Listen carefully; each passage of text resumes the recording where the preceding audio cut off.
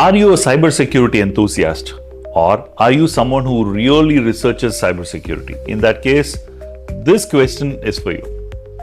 What is a Canary token, and why is it used for in cybersecurity? Option A, a decoy file or a link used to detect unauthorized access. Option B, a cryptographic key for secure communications. Option C, a token used to authenticate users in a zero trust model.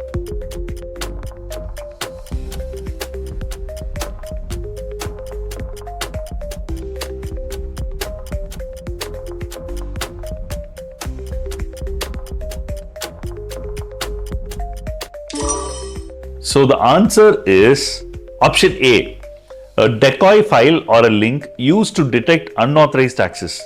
Have you ever wished you could plant a trap for cybersecurity intruders? Well, that's how a honeypot actually works, right? That's exactly what a Canary token does too, right? These are all files or links or even email addresses designed to alert you if something is accessed. For example, if you could leave a fake Word document in a sensitive folder, right? If someone opens it, you get a notification saying, hey, someone tried opening your confidential file, right? Revealing unauthorized access. Think of it like a tripwire, right? But in digital world.